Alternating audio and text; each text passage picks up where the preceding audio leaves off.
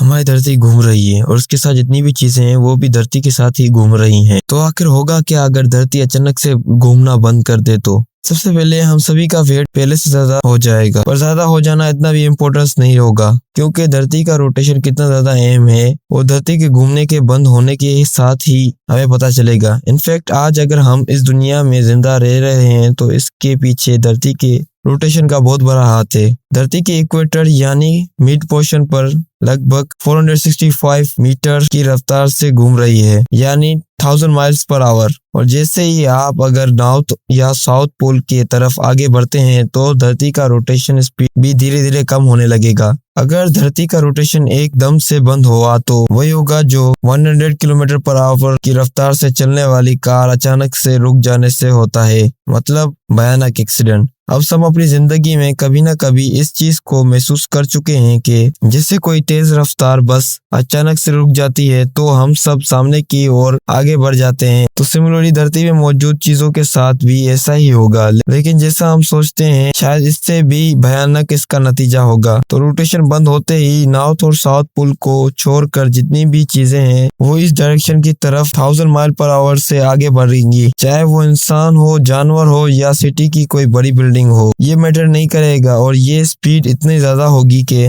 इस वक्त हम इंसान एक 9.5 इंच कैलिबर बुलेट की स्पीड पकड़ लेंगे, मतलब पल भर में सब कुछ खत्म हो जाएगा। जो लोग इस वक्त प्लेन्स में ट्रेवल कर रहे होंगे इनके लिए जिंदा रहने का चांस काफी ज्यादा होगा, लेकिन इससे भी ज्यादा सेफ और वो एस्ट्रोनॉट्स होंगे जो इस वक्त धरती के ऊपर स्पेस में अपना काम कर रहे होंगे। पर धरती पर मौजूद ह्यूमन सिविलाइजेशन पूरी तरह से खत्म हो जाएगी और बचेगा तो सिर्फ कुछ बिल्डिंग्स और पेड़ पौधे। पर यहाँ पर दो सवाल आते हैं। पहला, सब कुछ ईस्ट डायरेक्शन में ही क्यों मूव करेगा, अदर डायरेक्शन में क्यों मूव नहीं करेगा? क्योंकि धरती वेस्ट से ही इस डायरेक्शन की तरफ मूव करती है, मतलब धरती ईस्ट डायरेक्शन की तरफ घूम रही है। जब धरती घूमना बंद करेगी तो धरती पर जो भी चीजें हैं वो इस डायरेक्शन की तरफ बढ़ने लगेंगी, जो न्यूटन के फर्स्ट लॉ का अच्छा एग्जाम्पल है। और सब कुछ इतना स्पीड पकड़ लेगा तो क्या हम धरती से बाहर निकल कर स्पेस में नहीं जा पहुंचेंगे? अगर किसी भी ऑब्जेक्ट को धरती के ग्रेविटेशनल फोर्स से आजाद करके स्पेस तक पहुंचना है तो इसकी स्पीड होनी चाहिए 40,000 किलोमीटर पर आवर, जिससे इसके वेलोसिटी भी कहा जाता है। अगर किसी भी चीज का स्पीड इससे कम हो तो वो धरती से बाहर नहीं जा पाएगा। तो जब हर चीज इस डायरेक्शन की तरफ मूव होने लगेगी तो समुद्र महासागर के साथ भी ऐसा ही होगा, जिसका मतलब है महासुनामी। और समुद्र की वेव्स इतनी ऊंची होंगी कि शायद ही हम इसकी इमेजिनेशन अपने ड्रीम्स में कर पाए। और इसी वजह से बहुत से बड़ी बड़ी कंट्रीज पानी में नीचे आ जाएंगी। धरती का घूमना बंद हो जाएगा, लेकिन धरती में मौजूद हवाएं धरती के रोटेशन स्पीड से ही बहने लगेंगी, जिसकी वजह से धरती पे दिखाई देगा भयानक तूफान जो सब कुछ बर्बाद कर देगा। अर्थ का अपने एक्सेस पे घूमने की वजह से धरती के इक्वेटर रीजन में काफी ज्यादा पानी स्टोर होता है। अगर ये रोटेशन बंद हुआ तो इक्वेटर में मौजूद पानी नॉर्थ पोल और साउथ पोल पे चला जाएगा और ये दोनों पोल्स पानी में डूब जाएंगे। मतलब जो भी इंसान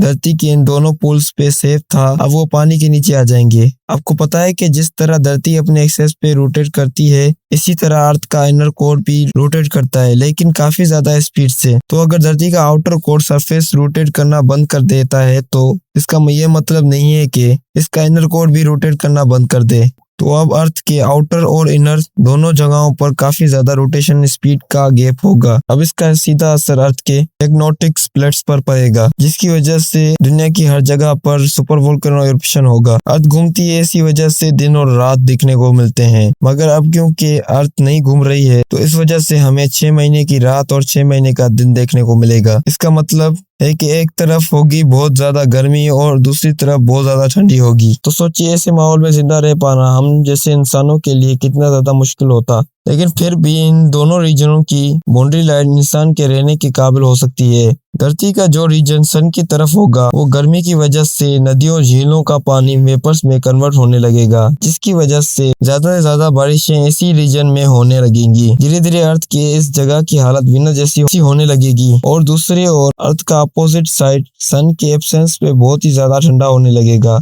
यहाँ मौजूद हवा पहले से काफी ज्यादा डेंस यानी कि घनी हो जाएगी, जो वक्त गुजरने के साथ ही लिक्विड में कन्वर्ट होने लगेगी और आखिर में यही लिक्विड सॉलिड स्टेट में चला जाएगा। लेकिन एयर का सॉलिड स्टेट में होना काफी ज्यादा मुश्किल है, क्योंकि जिस वक्त ये लिक्विड में कन्वर्ट होगा तब वहाँ वैक्यूम स्पेस यानी खाली जगह क्रिएट होने लगेगी। अब वो वक्त आएगा जब अर्थ की गर्म साइड की हवाएं अब इस ठंडे रीजन में एंटर होने लगेंगी। इस तरह हॉट और कोल्ड एक्सचेंज से हो सकता है कि अर्थ ह्यूमंस के रहने के काबिल हों, मगर हॉट और कोल्ड एक्सचेंज की वजह से आंधी और तूफान की तबाही भी देखने को मिल सकती है और वो मंजर बहुत ही ज्यादा खौफनाक होगा। सूरज और कॉस्मिक रेडिएशन से हमें अर्थ का मैग्नेटिक फील्ड बचाता है और मैग्नेटिक फील्ड रोटेशन की वजह से डायनामो इफेक्ट क्रिएट करता है। तो रोटेशन बंद होने से ही मैग्नेटिक फील्ड भी खत्म हो जाएगी, जिसकी वजह से धरती में मौजूद जितने भी जिंदा चीजें हैं वो इस जानलेवा कॉस्मिक रेडिएशन की लपेट में आकर पूरी तरह खत्म हो जाएंगी। लेकिन क्या रियलिटी में अर्थ का रोटेशन बंद होगा? शायद आप जानकर हैरान हो जाएंगे, लेकिन साइंटिस्टों के मुताबिक आज से लाखों करोड़ों सालों के बाद ऐसा हो सकता है, क्योंकि नासा की कैलकुलेशन के मुताबिक हर 100 साल में एक दिन 2.3 मिली सेकेंड और ऐड हो रहे हैं, जिसका मतलब है आज से लाखों करोड़ों सालों के बाद शायद धरती का रोटेशन बंद हो जाएगा। अगर वीडियो अच्छी लगी तो वीडियो को लाइक करें और चैनल पे फर्स्ट टाइम है तो चैनल को सब्सक्राइब करके ऑल नोटिफिकेशन पे क्लिक कर दें, क्योंकि मेरी अगली आने वाली वीडियो क्या हो अगर अर्थ एक ब्लैक होल में चली जाए। Thanks for watching.